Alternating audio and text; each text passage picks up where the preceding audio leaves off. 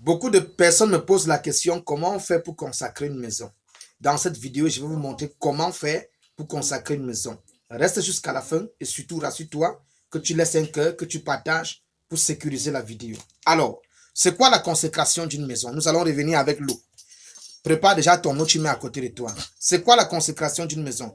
La consécration d'une maison est le fait de... La Bible dit dans le livre de Josué 1, verset 3, tout lieu que vous foulerez la plante de votre pied, je vous le donne. Dans Matthieu 12, tu ne peux pas entrer dans la maison d'un homme fort et piller ses biens sans le lier en avance. Ça veut dire que quand tu entres dans un territoire, que ce soit une maison à louer, que ce soit une parcelle que tu as achetée, qu'est-ce que tu fais? Il y a d'abord un propriétaire sur le plan spirituel. Et ce propriétaire-là, ça peut être la personne qui était là-bas, faisait des rituels, la personne qui avait acheté le terrain avait peut-être vendu peut-être un être humain, oui, pour faire acheter ce terrain. Donc, on ne sait pas exactement ce qui s'est passé là-bas. Ce qui est sûr, la spiritualité qui est là-bas n'est pas une spiritualité dont tu peux t'installer sans chasser ça. Donc, le fait de consacrer la maison, c'est le fait de déraciner sur le plan spirituel l'ancien propriétaire de ta parcelle, de ta maison et d'implanter, que ton règne vienne et d'implanter, oui, le propriétaire spirituel qui est ton Dieu, qui est ton Seigneur,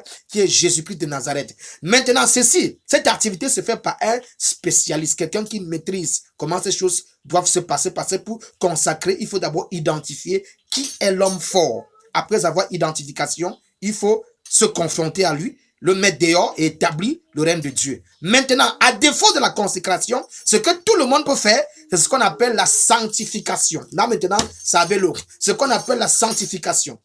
La sanctification est le fait de prendre ta maison et puis sanctifier veut dire rendre pur en quelque sorte. Voilà. Sanctifier veut dire rendre pur. Mais quelque chose peut être pur, mais cette chose est toujours sous l'influence des ténèbres. Je prends un exemple. Il y a des personnes qui sont chrétiens, mais ils sont possédés. Ça veut dire qu'il est chrétien, mais on prie sur lui, il tombe, il manifeste, et pourtant il est chrétien. Il est sanctifié, mais en même temps, il y a des choses à l'intérieur de lui qui contrôlent encore sa vie. Vous voyez un peu? Donc la sanctification n'exclut pas la possession démoniaque.